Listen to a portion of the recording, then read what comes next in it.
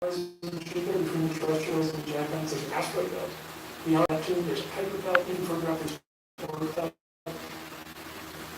That leads to profound questions. And the profound, obvious question is why? And that why is the main question that we as planetary scientists are trying to answer. How did the solar system get to be the way it is? And by classifying it correctly, you're allowed to that question. And I'm not, we as scientists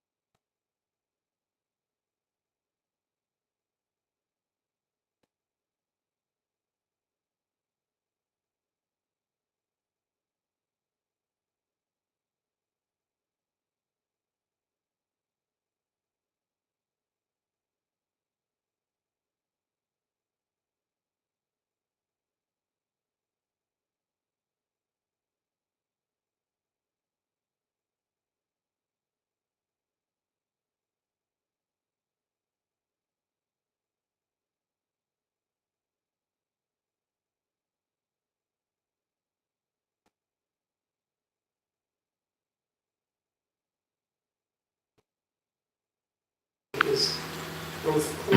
What's up, Evan? We'll be back for the next practice. We'll be there riding on the next practice for sure. I do not know if we're going to make it to a race this year or not. Is there something you need or something we can help you with, maybe?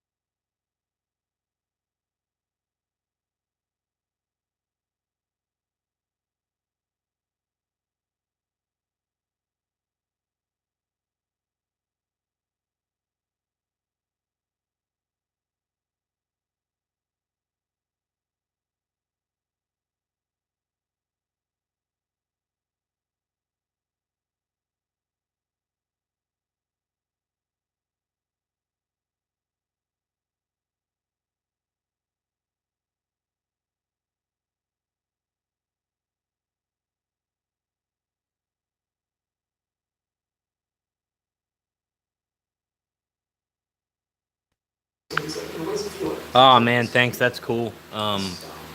Yeah, I went and practiced at Pro Sport last weekend. I'll be doing some more practices and stuff, but as far as racing, could be a little while.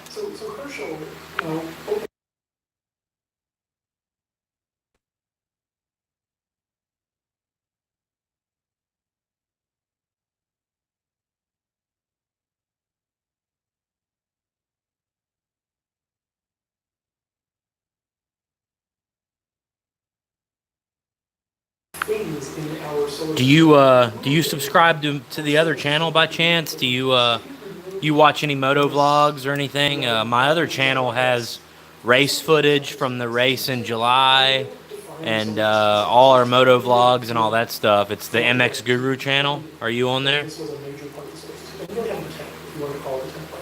the good news is now we're basically done. Right? We've covered about 80 planets, and there's no more planets already found. We're not done. So here's what I'm saying.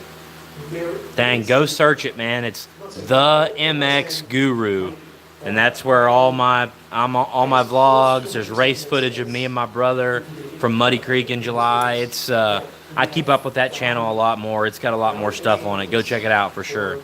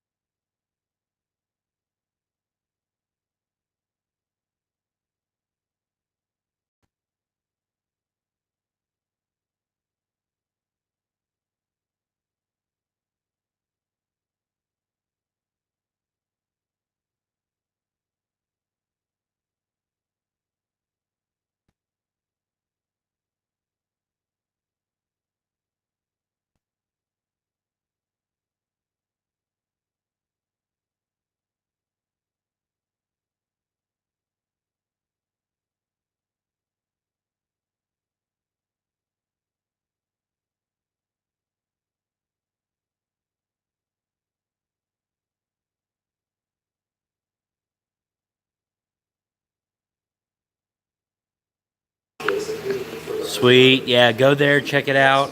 Leave me some comments or something, man. Let me know what you think about some of the videos, especially the vlogs and stuff. I'd love to hear. I should have mentioned this when we were talking about discovering Pluto and the perturbations and all this stuff. Is in the end, the reason that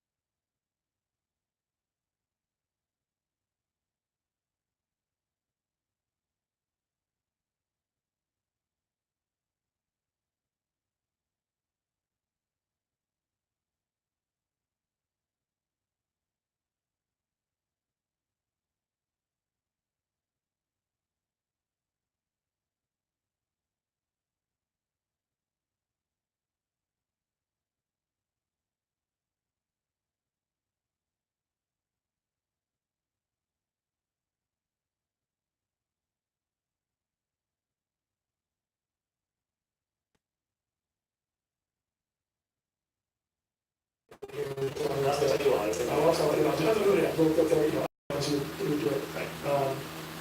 And if it's more predict, then it is 100% no questions, it is there, you know it, and then the fun starts. It's fighting is fun, but it's actually studying it and learning about this new giant planet that we're going to feel. Yeah, pretty cool. So we have our day zero things that we want to do, that we'll start doing. Well, you come to those, but we can't really forget you, but it will compensate somewhat if you find another place. This is, you know, it was all suggested by my daughter, about 4 years ago. So, do you know how to get people to stop hating you? I was like, gosh, no, I don't. Nobody knows. How should I do Why it? is that 4-year-old dog? He knows this thing. She said, oh, you should go find a room. And then you go to. And I laughed. He said, but we're doing this. And now we know this. She knew what she was talking about. All right, well, we are rooting for you. Thanks so much for coming on the podcast. That was fun.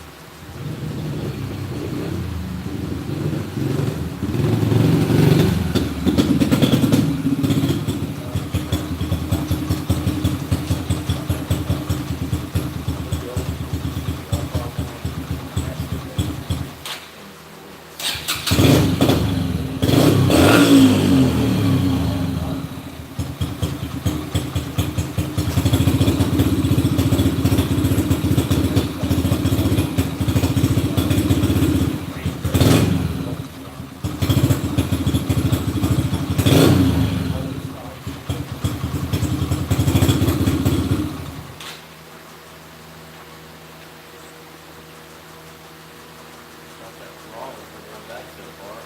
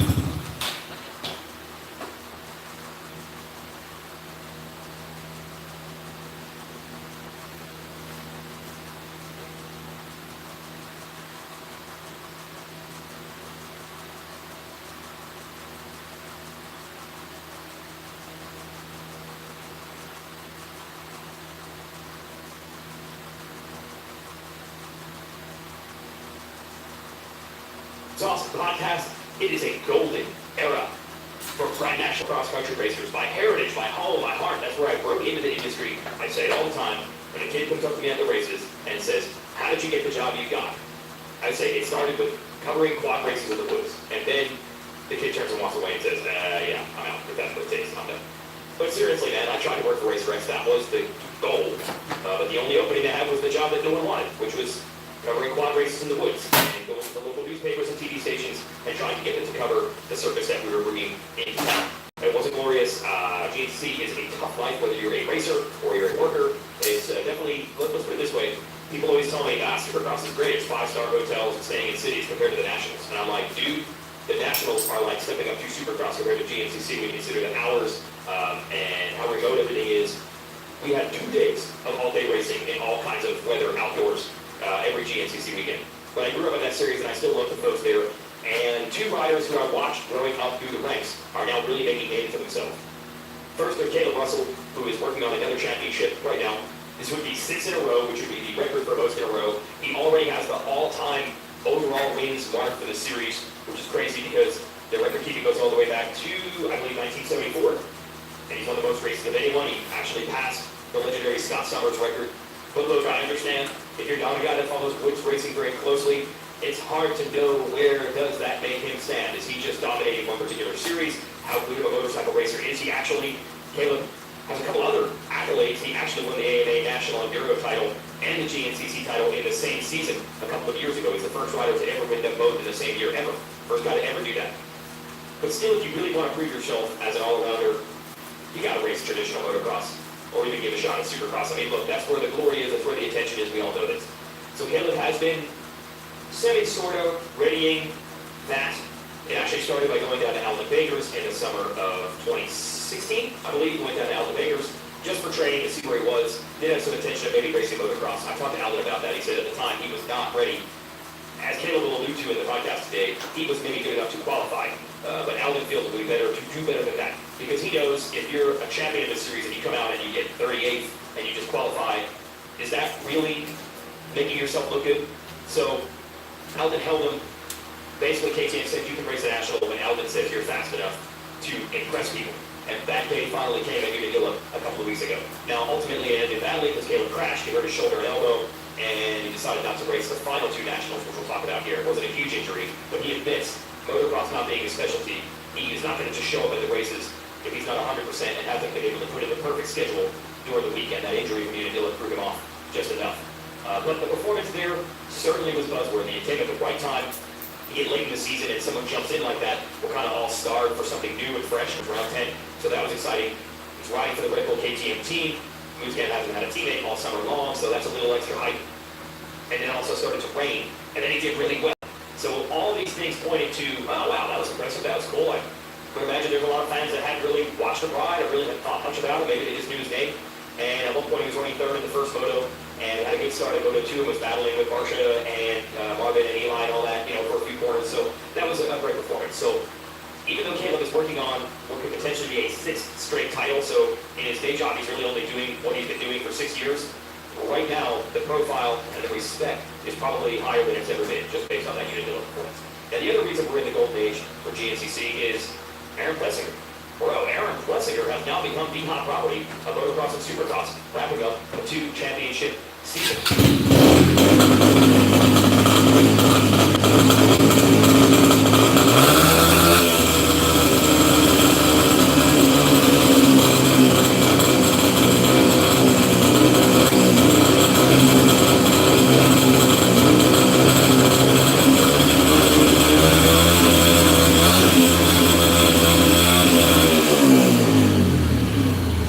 For sure the best youth rider. He just became the best once they all turned pro. And as for Plessinger, I actually do remember him racing motocross a lot. The story he keeps telling.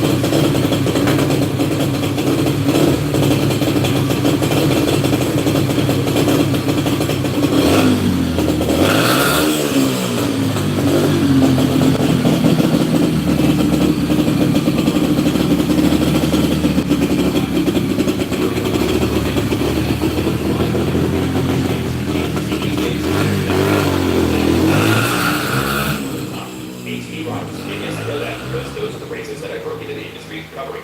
Chad Duvall, Thad Dad, also won a ton of ATV races in the GNCC side. So all three of them really are sons of woods racers, and they've reached the top. So an interesting situation there in and of itself. But there's one other part of the Caleb Russell story where the plot really thickens. You see Jeff Russell, Caleb Russell's dad, is married to Carrie Coons Russell. That is Debbie Coons' sister. She runs the GNCC series. All of Jeff is basically a husband and wife business. I know. We're like Walmart. We're a Fortune 500. We're giant corporate in motocross terms. This sport isn't really that big. The big giant company that is Racer Productions or MX Sports would really be considered a small family-run business in most industries. So it gets a little bit tangled when everyone knows that the guy that's winning all the races, his dad, is the one that helps run the series, and even more specifically, they call Jeff Russell the GNCC trail boss. Now, originally that was because he was the man that built the tracks. But as Caleb started to advance through the ranks, there were so many jabs being taken with people saying, he's winning the races because his dad builds the tracks, that Jeff had to back away, and actually on Sunday, race day for the bikes. Jeff, I don't even know where he goes. I think he just digs himself a trench and hides in it, but he purposely is not seen in public at all, so no one can claim they saw him on the track, reading things, or talking to his son and giving him advice on the track. Carrie, that's actually Caleb's stepmom. Caleb's actual mom, Tina, lives in Ohio. She still runs in the racing. She still gets along with Coons family very well. I see her all the time, usually down in some butthole pulling bikes out. Not just Caleb. Half the time it's Caleb rivals. And basically, if you crash in the mud, Caleb's mom is going to be there pulling you out. That's just what GNCC people do. But anyway, when you combine his high profile with winning races and the fact that his dad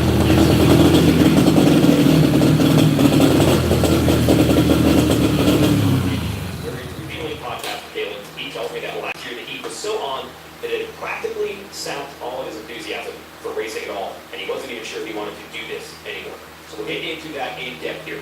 My hope in this podcast is twofold. Hopefully you have respect for the off-road guys. I know these riders well. The work they put in, the skills that they have are great. So hopefully you respect them just for that. Second, even if you're not interested in the off-road game, I think Caleb's story is interesting in and of itself. And you want to listen to this, and maybe you'll learn some things too. And we get some hilarious stories about Unadilla weekend. The next time Caleb races one of these, if he happens to get up in the third place in a moto, they really need to not put that on the pitchboard because he even freaks himself out because he was doing so well. I mean, an actual podium finish at one point was in play. I don't think he had prepared himself mentally for that, and actually led to a couple of crashes. So it's cool to see someone when they're in their element in the woods. You'll hear Caleb when he goes to the starting line in a woods race, there is no shortage of confidence. He expects to be up front.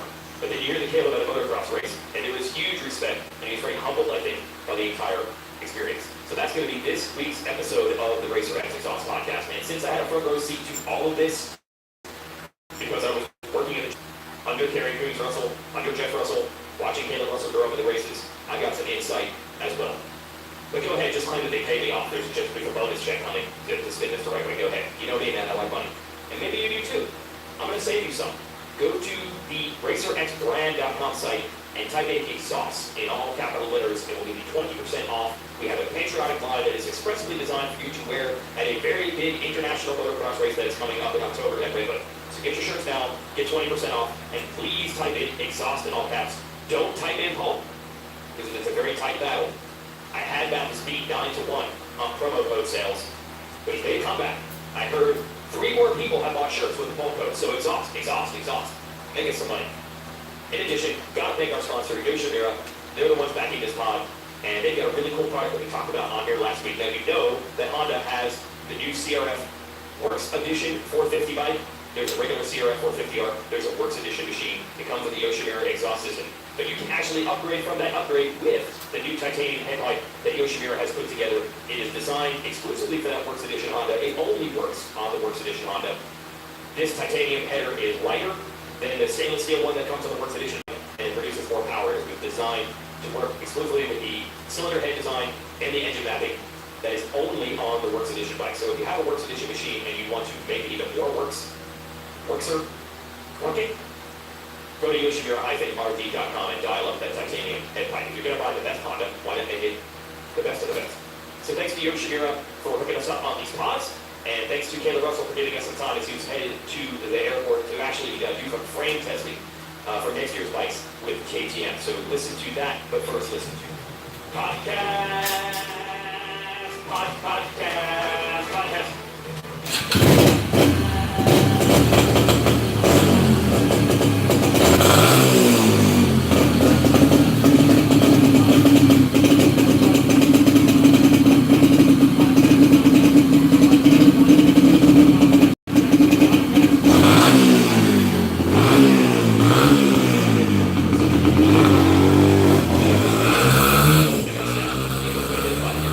That version of the podcast needs on, and others. Good luck, smooth sport. A couple public service announcements right here. This is the bulletin board at Starbucks. A few events coming up now that we're in the off season that I want to mention. The Racer X main event, September 14th through 16th at MX207 in Maine. Go to MX207.com. Now we did this last year. Really cool event, a big regional event up in Maine that we were trying to actually racing for the 9 times a year. So these fast kids do these days. So let's make some other events big. Let's give people an incentive and a reason to want to come out to the racetrack. Now, we're idiots at Racer X. We are not manual labor people. There's not much we can do to make your racetrack better, but we can give you some promotion. So that's what we're doing. I guess the incentive to come and race from the Racer X side is that we're going to cover the event heavily, so you can see your name, your photos, you'll see yourself on video. That's really cool. Plus, I'll be there all day Sunday, race day, hanging out with everyone. So I'll shake as many hands as I can and take some selfies. Meaning, I will take selfies with you, put on my social media. Sound good? As far as the race itself, big ups to the Stewart family who runs this track and runs this race. They do an awesome job. The track is great. And this time of year, to go racing in September and May, the weather is perfect. We had a lot of fun hanging out there last year. And what's really cool is, because there's a big purse and because of the exposure, we do get some riders outside of the New England area to challenge the kids and the riders that are they remember your local track. And once or twice a year, they have really big racing riders from other regions came in, and it made for some unforgettable racing and a good test for yourself. So that's the Racer X main event, mx207.com. Check it out. If you're anywhere near Maine on September 14th, 15th, 16th, we'll practice on Friday the 14th, racing on 15th. It's going to be awesome. And it's all presented by Union Filters. Thanks to those folks for signing on. And also, if you're looking for a cool off-season event in the middle of the country instead of all the way to the east, our man Wheels, our social media czar for a variety of companies we have here, all tied in with Caleb Russell and his parents and all that, blah, blah, blah. Yeah, so Wheels, our social media guy, has put together a Smatchable ride day. Now, Smatchable, that is Smodgy, the trial driver.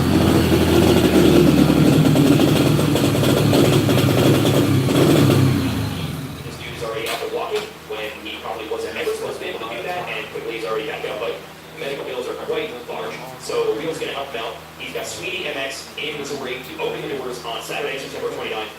If you pay, subscribe, the money goes to the medical expenses for Smashable. So big thanks to Wheels for doing that.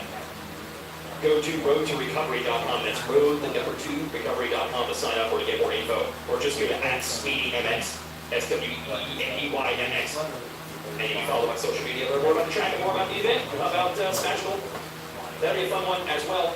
To get back to this podcast here, this is Caleb Russell, and we're talking about his unique experience growing up as a off-roader, not a motocrosser, and we actually get into the entanglements of his dad running the GNCC series in which he now dominates. Man, I am cheap, so you know I can make it a buck, go a long way, and if I had $1 for every time I heard someone accuse Caleb of getting an unfair advantage because he knew the track, or the rule makers were hooking him up or something like that, I'd be retired, because I end up with a lot of dollars, and you know I can make that last. I've heard it over and over. I'm not the type of guy that gets angry very often, but I can tell you one time, there was actually a family that at one point was taking Caleb to and from the races, because his dad, as you'll find out here, wasn't ever the moto dad who was doing that. Caleb didn't even live in the same state as his dad, and his dad was busy building these tracks, so he was never home anyway. So eventually, as Caleb was getting better at this, and they knew he needed to go to the race, his dad hired someone else and said, "You take care of it, because I'm too busy to do it." So this family knew Caleb's situation quite well. They were very, very well aware that Caleb's dad wasn't actively involved with talking to him on the race weekend, because they were literally hired to work on his bike and get him in the starting line of the races, because they knew he would not be seeing his dad at all. And even with that information, they started accusing me of giving Caleb excess publicity because the family told me to do it. And that really got me back, because pretty much the only thing that angers me is accusations of bias. I did not help it. He wins races. We're going to mention his name. And furthermore, Jeff Russell, Caleb's dad, is the most old school, gnarly, hardcore guy I know. He is the stereotypical wake up at 5:30 in the morning in the snow and get out there and get your hands dirty. He never stops working, and no one ever has worked hard enough in his book. So whenever I did ask Jeff how Caleb was doing, he'd always say, he needs to work harder. So it wasn't like he was pampering his guy or pumping him up. Anyway, in fact, I could never even get Jeff to even say, hey, isn't Caleb awesome? I mean, maybe he says it now that he's reached the top of the mountain, but certainly in those days where people were accusing me of having Jeff tell me to pump his kid up, I can tell you that Jeff wasn't even pumping his kid up. You know how those hardcore dads are. You might even have one yourself. They just work hard. They keep their nose to the grindstone. They don't pump up anything. So now you have the background. Here from Caleb's side, here is our Racer X Exhaust podcast by Yoshimura with Caleb Russell. All right, so you're driving to the airport right now. Why? Are you leaving the Florida dream behind? Are you going back? What is your status right now?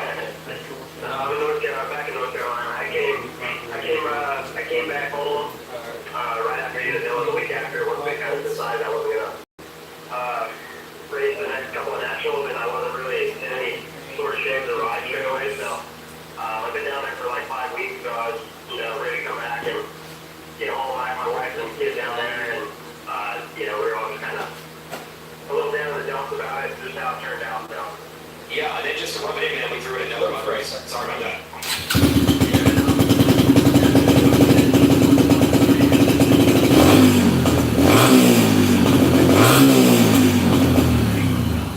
Yeah, it would be nice to have a dry race in there and see what I could have done, because I feel like, at the time, like I was riding well enough that I feel like to be an 8th, 15th place guy, just depending on how the moto went and whatnot. But I gained a lot of experience at Unadilla, so it would have been nice to carry it over into that final race at Ironman and see what I could have done. Yeah, that's like the biggest bummer, because I'm sure more than anything you were just curious to know how it's going to go, and now the only experience you have is basically one moto in the mud. So I don't know how much you can actually take from that. It's like a weirdo race, so it's hard to say. And I'm sure you're probably still curious how you would do. Yeah, no, I am. I feel like there's going to be more in the future. I'm going to push hard to, like I said, I'm headed up to California right now to do some frame testing for next year. I'm off-road bike, so I'm going to talk to Ozzy and see what we can put together and maybe get to a few more next year. But yeah, I'm definitely curious. I think a lot of people are even maybe about it a little bit too. But it's nice training down there with them, because I just continually make improvements. I haven't plateaued yet. I haven't hit a ceiling, so to speak. I'm constantly developing and getting better. So it's frustrating. I think that's the biggest thing with crashing Unadilla is not being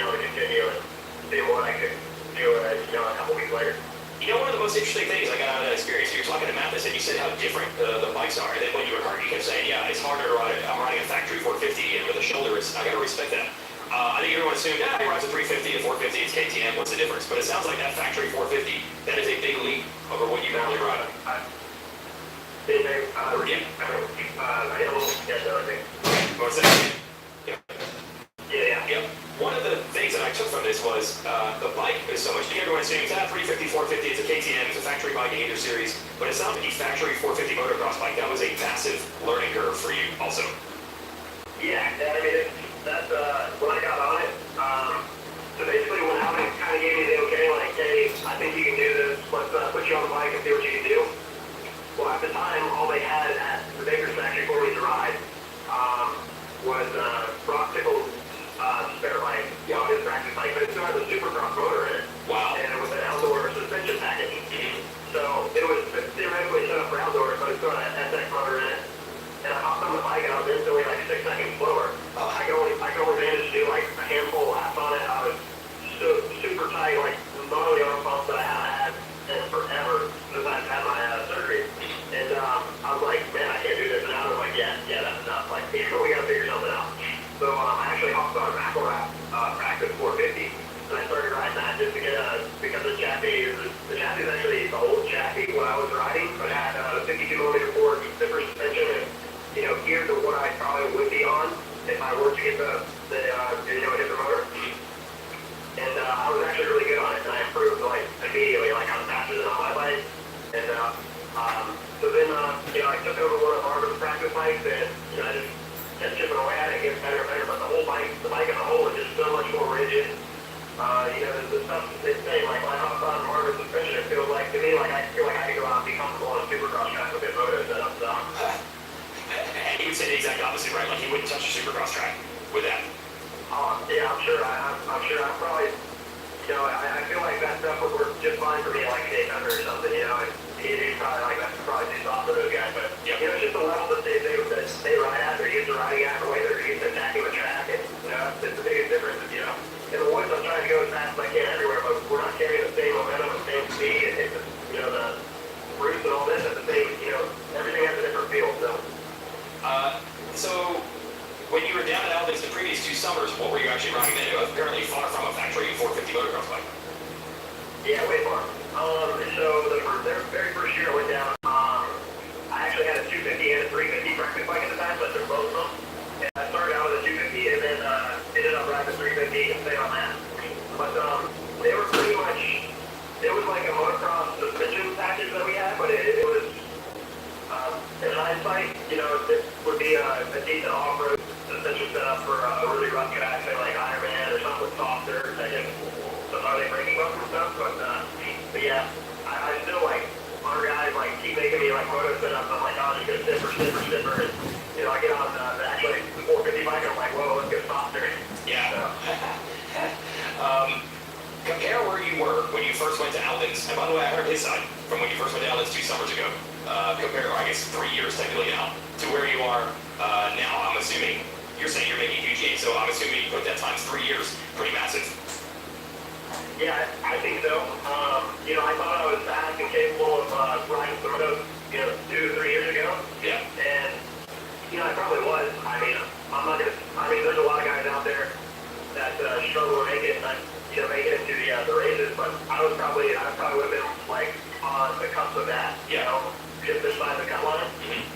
But the biggest thing was the intensity and the focus and just absolutely just twisting the throttle and just being super aggressive, like out of corners, like they just nickel and dime me like him everywhere. And then now they're only nickel and diming me, scrubbing stuff.